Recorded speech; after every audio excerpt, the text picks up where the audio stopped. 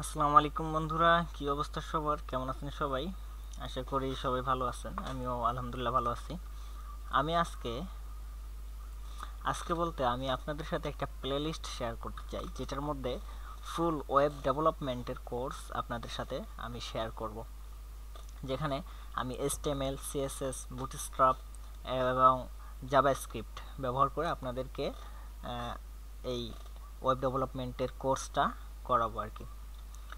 তো চলুন শুরু করা যাক। আপনাদের যদি ভালো লাগে অবশ্যই আপনারা আপনাদের ফ্রেন্ডদের সাথে এই প্লেলিস্টটা শেয়ার করতে পারেন এবং এই ওয়েবসাইটটা এই ইউটিউব চ্যানেলটাকে আপনারা সাবস্ক্রাইব করে পাশে থাকা বেল আইকনটি ক্লিক করে রেখে দিবেন।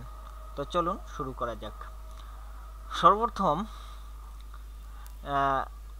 আমরা যদি ওয়েব ডেভেলপমেন্টের কথা বলি তাহলে সর্বপ্রথম যে বিষয়টা চলে আসে সেটা হচ্ছে HTML।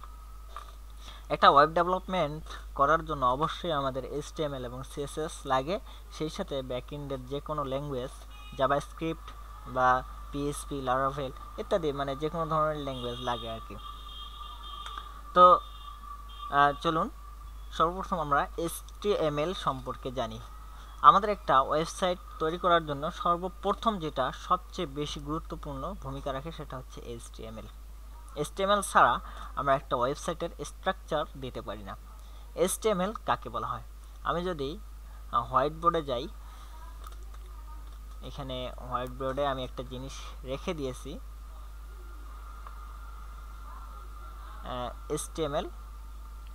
HTML সম্পর্কে আমি এখানে বলে দিয়েছি আর কি। সরি,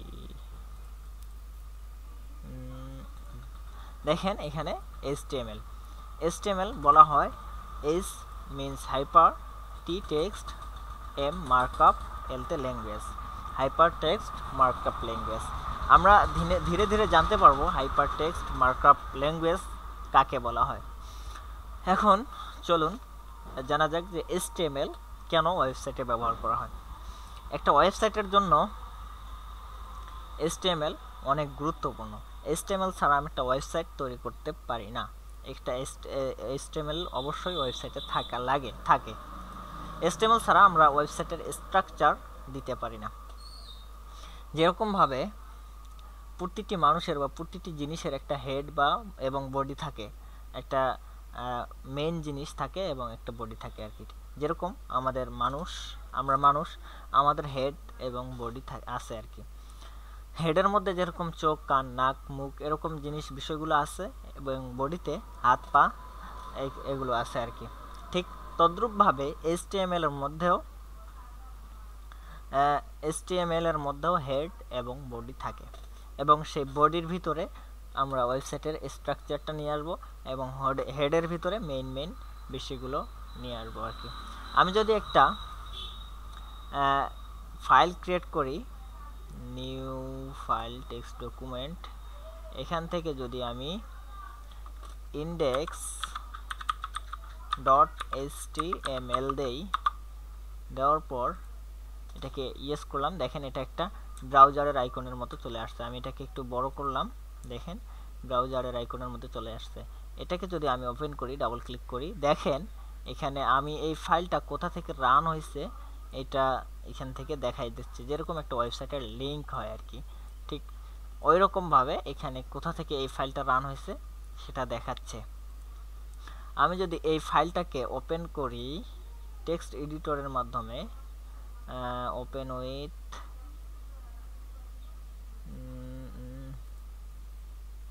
এখান থেকে যদি নোটপ্যাড আমি ওপেন করি, জাস্ট ওয়ান, এটা ওপেন করার পর এখানে সর্বপ্রথম আমরা যে HTML লিখতেছি সেটা আমাকে এই ফাইলটাকে বলে দিতে হবে। সুতরাং আমি এখানে HTML দিব, দেওয়ার পর আমি এটাকে একটু বড় করে নেই যাতে আপনারা দেখতে সুবিধা হয় আপনাদের। এরপর এটাকে আপনাদের ক্লোজ করে দিতে হবে, যে এখান থেকে আমি এখান পর্যন্ত HTML লিখতেছি, সুতরাং আমি এখানে ক্লোজ করে দেব HTML। এইভাবে আমাদের ক্লোজ করে দিতে হবে। এরপর এখানে আমি যেটা নেব সেটা হচ্ছে হেড নেব, কারণ আমার ওয়েবসাইটে হেড থাকবে। হেড নিলাম এবং আমি হেডটাকে ক্লোজ করে দেব। এরপর আমি যেটা নেব সেটা হচ্ছে বডি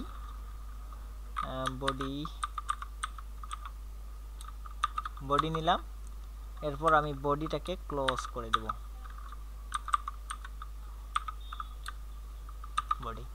এটাকে যদি আমি কন্ট্রোল এস দিয়ে সেভ দেই, দেওয়ার পর এখন যদি আমি এটাকে ওপেন করি ব্রাউজারে, দেখেন তারপরও এখানে কিছুই দেখাচ্ছে না, কারণ আমি এখানে কিছু লিখি নাই বা দেইনি।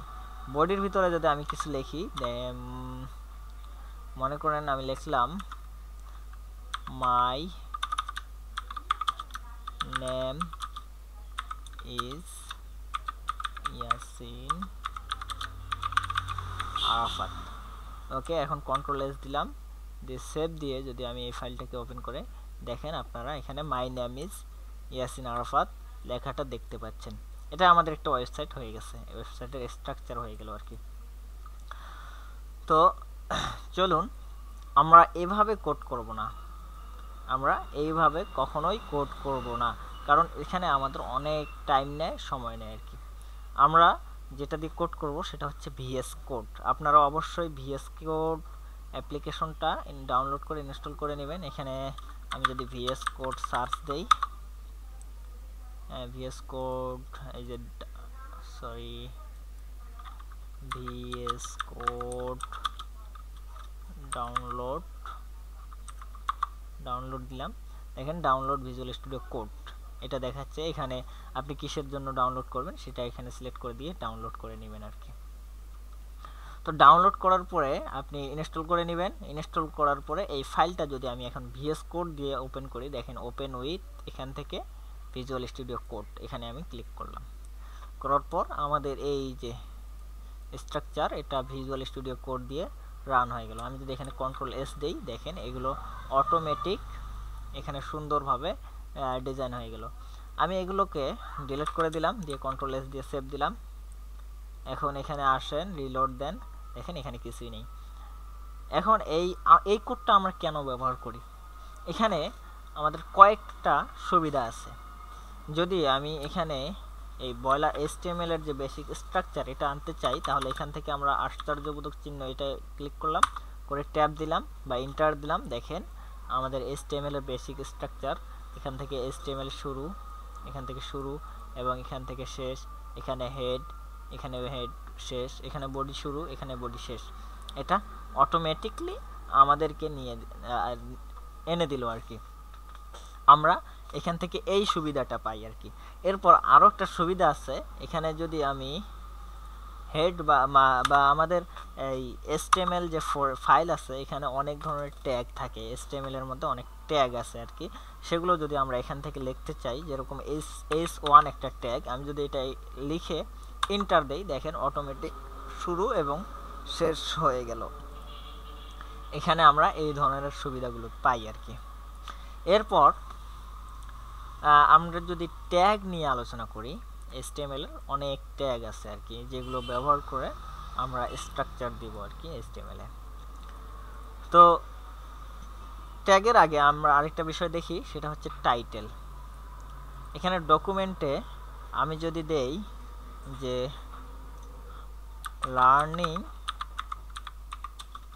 HTML, এটাকে দিয়ে যদি কন্ট্রোল এস দিয়ে সেভ দেই, আপনারা সেভ দিবেন কন্ট্রোল এস, এবং কন্ট্রোল এস দেওয়ার আগে এখানে দেখেন একটা ডটের মতো দেখাচ্ছে, যখন আপনি কন্ট্রোল এস দিবেন তখন ডটের মতোটা চলে যাবে, তাহলে আপনারা বুঝবেন যে এটা সেভ হয়েছে।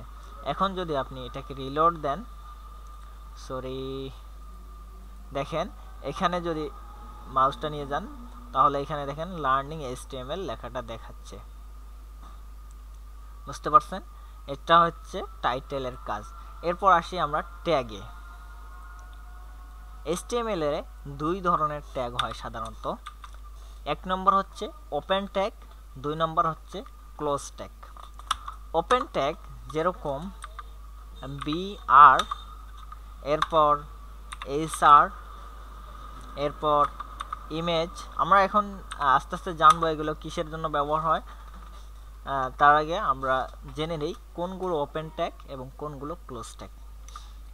এই যে তিনটা ট্যাগ দেখতেছেন, এগুলো হচ্ছে ওপেন ট্যাগ। এরকম আরও ট্যাগ আছে, ওপেন ট্যাগ আরও আছে, জাস্ট আমি সিম্পল দেখালাম আর কি ডেমো, যে এই তিনটা হচ্ছে ওপেন ট্যাগ।